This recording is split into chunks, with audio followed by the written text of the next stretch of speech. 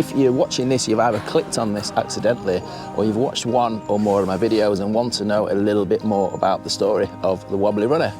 The channel's 5 years old this month, and I think I've done really well to keep my attention span for that long. So let's rewind 5 years to October 2020 and let's just look at the story, how it all began. My name's Paul. We'll see how this goes. I was never what you would call a serious athlete, and the idea of me an athlete in the same sentence, but I was doing okay, was plodding along. I ran anywhere between 50 and 100 miles a month, depending on what I was training for. I suppose I loved the competitive side of things. I wasn't very fast. I was never trouble in any leaderboards, but it kept me pretty fit for my size. After putting it off for a number of years, I completed my first marathon in late 2019. And I don't mean a peanut-filled chocolate bar. I wasn't anywhere near the front, but I wasn't last by any means. I think it took me 5.5 hours. But if anyone's done a marathon, you'll understand the pain. I think that changed things for me because I was so obsessed and stressed leading up to that. The training, the eating, worrying about going for a poo halfway round. But it would be the first thing I'd think about when I woke up, and that's if I managed to actually get to sleep. But not long after that, COVID hit, and the races and competitions, they stopped for a while. And with that, I started getting out and about more fell running, more trail running. At least once a week, I'd jump on the tram and the train and I'd go for a 20-miler somewhere in the Peak District. Usually always ending up at Grindleford Station Cafe, of course. Chip butty with Henderson's relish and ketchup. But anyway, then one day, for no apparent reason, I just started recording a few videos of myself. I was watching a lot of outdoor channels on YouTube, like Pat Dickinson and Dean Reed, to name a few, but I thought, is there anyone out there who's slow, overweight and willing to wobble about on camera and generally doesn't look like a runner? A real-life running imposter. And that led me to actually making my first official video. I suppose an early edition of an explore around Ladybower and Allport castles in the peaks. I think we're following the path that goes to the top of the cliff face now. So still quite a bit of climbing to be done. Now that video is still on my channel right at the start and it still only had 250 views. I tried to watch it back recently for a laugh and I just couldn't, honestly, I just couldn't watch it.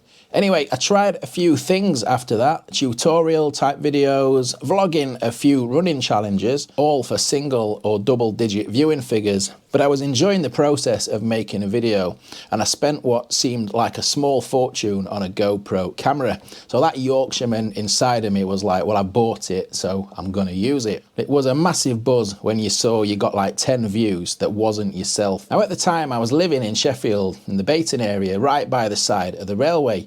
So most of my running was done in about the old railway lines down there, Rother Valley Country Park, Killer Marsh, down to Staveley. And it's also where I developed my connection with the Chesterfield Canal, just exploring all the paths while out wobbling my way around. Anyway, I get asked a lot why the name Wobbly Runner, and that's where that came from. Good morning, it's the 4th of December today. Now in December of 2020, I wasn't running as I was recovering from yet some other injury, probably caused by sweet and sour chicken ball and chips. Now I don't know why, maybe boredom, but I decided to take the camera out for a local walk and inadvertently made my first disused railway video. It wasn't intentional. I walked from Bayton down the old Great Central line to Renishaw, something that I'd done many times in the past. Substitute my trail running shoes for my hiking shoes.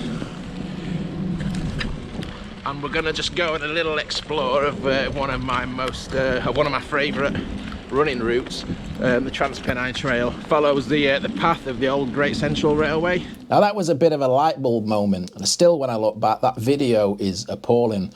But from having a handful of people watch it, it got hundreds of views. Okay, still not a huge deal, but that was so exciting. I'd like to think that the presentation and the videography has improved a little since then. I did a few more exploring videos and it all kicked on from there really. So we're just getting on the Montal Trail just south of Bakewell. do a bit of running if I fancy. We're just enjoying a very rare day of sunshine today. And although I wasn't making running videos as such anymore, I'd knocked that on the head. I mean, who's gonna take advice from me on nutrition or fitness? I was still running in the videos as a form of transport, usually to cover ground quicker or get back. Which reminds me, on one occasion when I was out filming in an evening on the Monsell Trail, I completely lost track of time. It was getting dark, it was 9 p.m, and I was all the way out at the far end near Blackwell. I had to run all the way back to Hassop, and I was frightened to death that they were going to start turning the lights off in the tunnels. Thankfully they didn't. I had to knock the running in videos on the head eventually. Over time I just gathered more and more equipment that it just wasn't practical. I mean, these days I struggle to fit all the equipment into one bag, and that's before I've even packed my ketchup.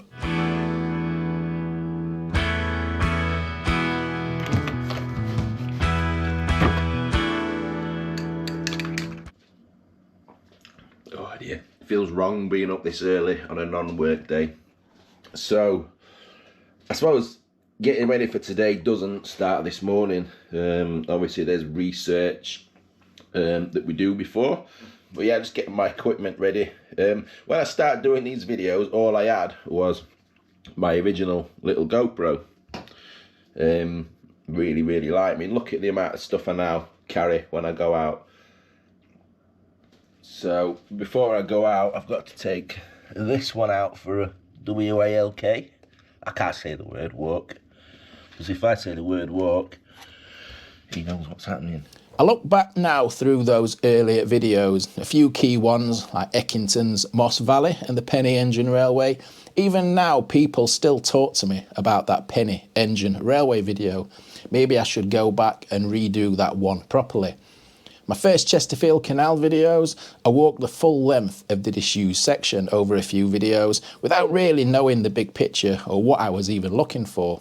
And that was a massive, steep learning curve.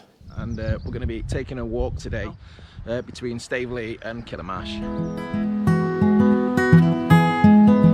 So we're right at the end at the minute of the western section that's been restored. This is as far as the actual working canal goes.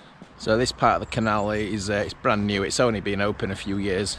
There's about 9 miles of canal that's disused, abandoned, overgrown, missing, being built on in places. We're going to have a look at around 6 of those 9 miles today. So like I say, we're going to be walking from Staveley, where we are now, up to Killamash. There is a plan to what's called closing the gap, to reinstate that missing canal. When I look back, this video accelerated my channel massively, and that was the ill-fated trip to Spittal Tunnel in Sheffield, or the Fiery Jack as it's known. Seen online about this old tunnel that was on the fringes of Sheffield city centre, and read some fascinating stories and history about the tunnel, so I just really wanted to come down and have a look for myself. So here's an old map showing the tunnel, so we're going to head up and have a look at the portal on the left-hand side of that map. I'll be honest, what a crap hole. I've never been back. Drug central, that place, and I probably overreacted at the time as it felt so uncomfortable, but it was a bit unnerving being on my own in there when whatever party arrived for their morning hit. Just gonna go up and have a look now. It is in quite a run-down area of Sheffield, unfortunately. It's not a pleasant entrance. This is the first time I've been here, so I'm finding it as I'm finding it with you now. I'm already seeing discarded syringes, so it's really not pleasant at all. But the video itself proved popular, and people regularly say to me, an old railway tunnel in Sheffield city centre, are you sure? So it was in September 2021 that Gordo entered our world, a rescue puppy. Now, if I said that was a pleasant experience to begin with, I'd be lying. God knows what that poor mutt had been through in his short life up to that point. It's upsetting to think about that, but it was a very challenging time. So they've got a sluice up at Mill Green.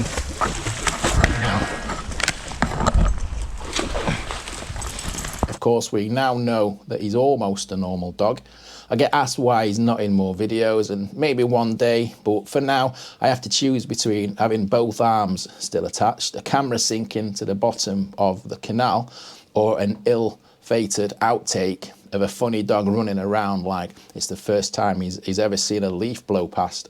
So it's actually the first time he's been out on a walk. We've done a few walks around where we live, and he's getting better, but it's been a challenge, to be honest. He's just frightened of everything. It took us almost a week just to be able to get him onto a lead. He was scared of leads, he's scared of people, he's scared of traffic. We've got a long way to go. The early few years were most spent filming alone. I honestly didn't think anyone was watching, never mind wanting to contribute. And over the years, I've had quite a few co-hosts / responsible adults. And first on the scene was Steve, when we tackled some of the old Great Northern around Jacksdale and Riddins. In January 2022, we saw John on screen for the first time when he took me up the Bolsover branch. We met Paul in February 2022 when he showed me around his Oxcroft area. And in spring 2022, we saw Phil first appear on the channel. And just remember, folks, you saw him on my channel first. I think everyone that I've collaborated with, I've learnt something from. It's safe to say Phil has pushed my boundaries and got me doing stuff I wouldn't have been doing otherwise. Squeezing into that little tunnel was a sign of things to come. And for some reason, he thinks everybody is awake at 6 a.m. Jim came onto the scene in October 2022. We've covered a lot of the GCR together. He's your typical PE teacher, schooled on muddy pitches in January in shorts. He claims to be Irish but sounds more like a Cockney. Massive appetite, he can eat 2 large sarnies before I've even got my ketchup on. We do Ghosts of the Great Central Railway videos together, which is some of my most enjoyable and popular videos to put together. Here we go. It's steeper than I thought. Tenzing Norgay attempting to come down Mount Everest. Started documenting the Chesterfield Canal restoration in January 2022. It's slow progress, but when you look at those early episodes, there's more of a success story there than you realise. I really enjoy that side of the filmmaking, and of course, since then we've been covering the restoration of the old station and tunnel mouth at Clown, and again, it's great to be allowed the access to see people like that at work, people like the Clown Local History Society. Looking back over the last 5 years, the highs massively outnumber the lows. On a personal level, learning to deal with some of the comments you occasionally get, reading the hatred aimed at you online is never nice, and I don't think you ever really get used to some of it. But the biggest low point came in May 2023 when our family holiday came to a bone-crunching halt. My wife blames me for not getting out of the way, but I blame the dog, obviously. And we laugh about it now, but it wasn't really pleasant at the time. Well, not for me anyway. Thanks to the Coast Guard and the ambulance service, they rescued me from out on Barmouth Beach with a rather floppy lower leg. And amongst all the gas and air, I can still remember them referring to me as a medium-build male over the radio. So it's the best compliment I've ever had. Wobbly Runner Extraordinaire. Anyway, just a couple of months off my feet and I was back to full fitness with those little comma things around the word fitness in 6 months. But what for the future? I still get a huge kick out of the process of exploring and documenting, the surprise of coming across something I wasn't expecting, and I love doing the old railway stuff. I would love to do more about heritage restoration, documenting the ongoing projects like the Chesterfield Canal, Great Central Reunification, for example. There's other stuff I keep wanting to get my teeth into, but I just don't have the time. I'd love to do this as my full-time job. It just about covers its costs right now and gets us some brekkie when out filming, but it's so restrictive having to miss events and opportunities because I can't get the time off work. And that'd be the dream, but we're a long way off Wobbly Runner being able to make enough to cover the mortgage. And I still cannot believe that over 10,000 people have chosen to subscribe over that 5 years. And there's been almost 3 million video views. I know in the grand scheme of YouTube land, that's not that much. There's that Mr. Beast guy with like 444 million subscribers, but I bet he's not had to change his underpants in the back of a Ford Fiesta in a gale and torrential rain. So thanks to each and every one of you. I hope you still be around for another 5 years. Don't forget to leave me your comments of what you've enjoyed from the channel so far, whether you're a new subscriber from the start or somewhere in between. I really do appreciate the support. So thanks for watching. We'll see you later. Ta-ra. Fox House Pub. Made one of their burgers and a pint of Aspel cider right now. I always sneeze. You know, I did 9 sneezes on M1 on the way up. Good morning, John. Look at that. Oh. Suitably attired. Brandon. Right. I haven't got the clue. Well, you get nosebleed when you go south of Leicester. Wow. This is down south for me. Before we move on, Leeds Central Station. I've got a piece of paper on the wrong side. You know, as soon as I go past junction 29, as soon as I leave Chesterfield area. Really? It'll be far too late. John can read it and weep. More steps, Charlie. We've done a lot of steps today. Our step count is high. Introducing my new range of wobbly eye protection range. Remember which way they go up. So, Phil's in charge of the sawing today. You see the size of the slices. That's like the length of my forearm, that. You got there, John? Oh, dirty Greg's. Oh, yeah. Fair play. Yeah. This is the life, isn't it?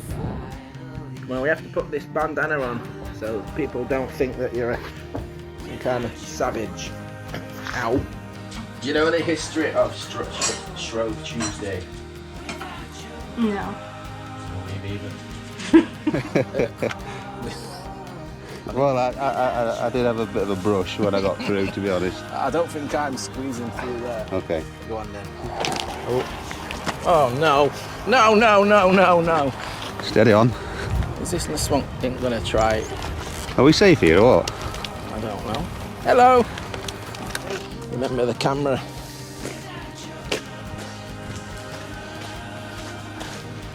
And that's a wrap.